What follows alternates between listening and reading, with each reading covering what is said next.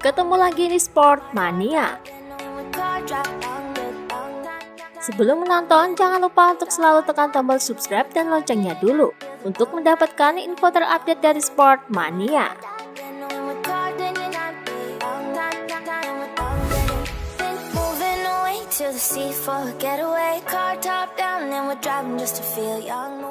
Dikutip dari Motosan, Legiona mengaku dirinya tak menyangka bisa menyelesaikan balapan di trek yang basah pada balapan Austria lalu. Saya sangat senang untuk keduanya. Saya ingin mengucapkan selamat kepada Rossi dan Marini karena pertarungannya sangat bagus, sangat sulit. Saya tidak pernah mengemudi seperti ini. Mungkin di Le Mans 1 lap ketika kami melakukan flag to flag. Tetapi di Austria berbeda, yakni 3 lap dengan banyak air. Kami tertawa di atas motor. Kami memiliki banyak ketegangan dengan Valentino dan Marini. Sepertinya dunia akan berakhir bagi kami. Sepeda di tikungan 3 berhenti dan tidak mau hidup, ucap Legiona.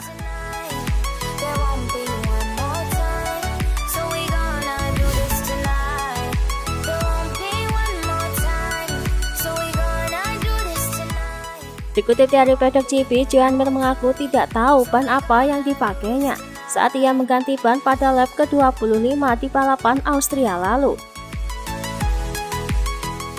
Saat itu ketika saya meninggalkan pit, saya bahkan tidak tahu ban mana yang benar-benar saya gunakan, lunak, sedang, atau keras.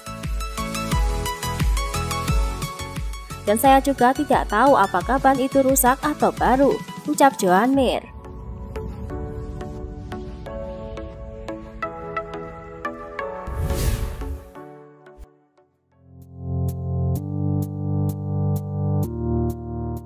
Dikutip dari Corsetti Moto, Alex Rins menyesal harus mengikuti Miller mengganti bannya pada lap ke-24 di balapan Austria lalu.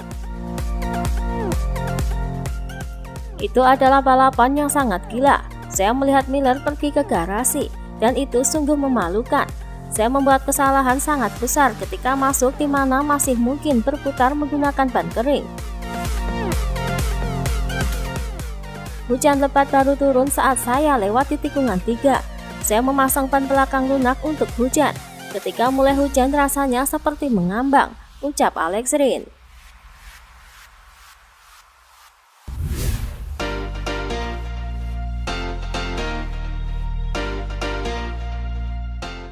Dikutip dari Motosan, Graziano Rossi mengaku Rossi tak hanya tertarik dengan motor. Rossi juga sangat menyukai Formula One. Ia tak menampik Rossi kemungkinan akan mencoba Formula One saat ia pensiun nanti. Saya sangat senang dengan kemungkinan ini. Valentino yang jauh lebih realistis dari saya, segera menyadari bahwa akan lebih menyenangkan untuk melakukan tes dengan yang lain. Dia juga tahu bahwa Formula One memiliki jumlah pembalap yang sedikit. Sementara pada saat yang sama ia menyadari pentingnya dirinya di atas roda 2, ucap Graziano.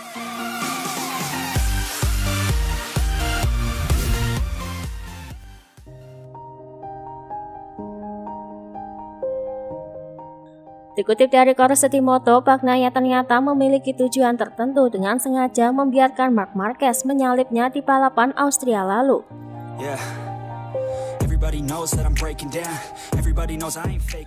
Saya memutuskan untuk membiarkan Marquez lewat karena saya ingin melihat apa yang akan dia lakukan. Dia sangat bagus dalam kondisi hujan. Dan ketika dia memutuskan ke pit lane untuk ganti motor dengan ban basah, saya mengikutinya meskipun banyak juga pembalap lain yang bertahan di trek dengan ban slick, ucap Bagnaia.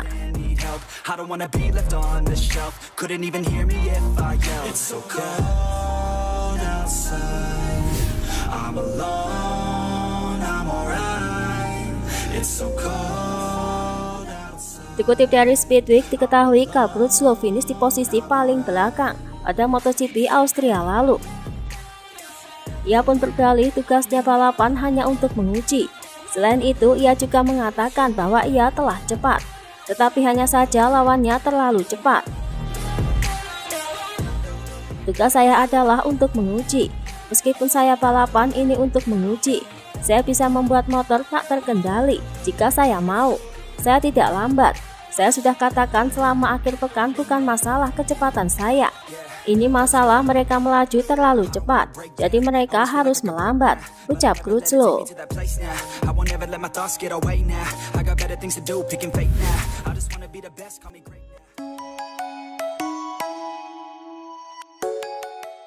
Dikutip dari Speedweek, diketahui Brad Binder mendapatkan penalti 3 detik pada balapan Austria minggu lalu, dikarenakan melanggar track limit pada lap ke-28. Ketika rem karbonnya yang didinginkan tidak lagi efektif, ia telah melintas di area hijau. Ia pun dinyatakan unggul 12,991 detik dari Pecco Bagnaia. Kemudian ia menerima penalti 3 detik dan waktunya menjadi unggul 9,991 detik dalam daftar hasil. Tetapi kemudian hasilnya direvisi lagi.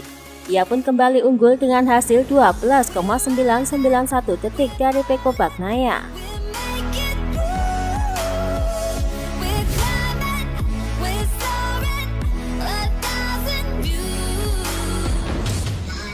Dikutip dari Motosan, Paolo Ciabatti mengungkapkan bahwa pembalap Ducati sebisa mungkin harus berada di depan Quartararo agar bisa meraih podium.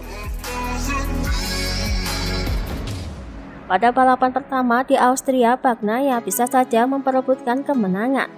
Namun sayang saat restart ia tidak menemukan grip yang sama, seperti yang dilakukan pembalap lain termasuk Marquez. Sekarang kami harus memenangkan balapan dan menempatkan pembalap sebanyak mungkin di depan Quartararo untuk mencoba mengurangi selisih waktu yang tidak terlalu besar, tetapi juga tidak kecil. Sekarang ada lebih banyak sirkuit di mana kita bisa melakukannya dengan benar, ucap Ciabatti.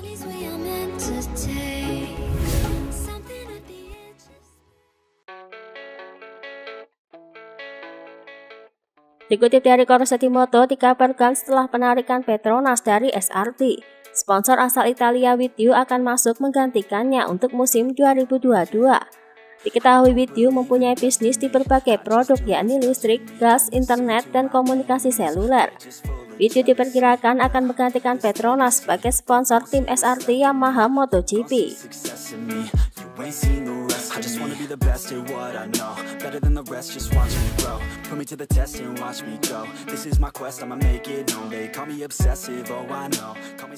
Dikutip dari Motosan, Nick Jarvis membongkar peluang beberapa pembalap yang berpeluang gabung di timnya pada 2022. Beberapa nama pembalap memang sempat dikaitkan akan mengisi kekosongan kursi di SRT untuk musim depan. Dan Jarvis menjelaskan peluang bergabungnya Jonathan Rea hampir mustahil terjadi, dikarenakan menurutnya Rea sudah melekat pada brand Kawasaki. Masalah Rea berbeda dari Gerlock. Apakah dia mampu? Tentu saja. Apakah dia memiliki masa depan yang kuat di MotoGP? Saya meragukannya. Tidak masuk akal baginya untuk mengubah merek yang telah membawanya selama bertahun-tahun. Kami mungkin akan membuat keputusan setelah GP Silverstone pada akhir Agustus ini, ucap Nick Jarvis.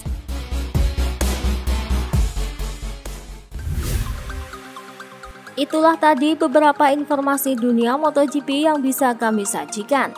Terima kasih telah menonton video ini. Selalu ikuti informasi MotoGP kami lainnya. Salam Sport Mania.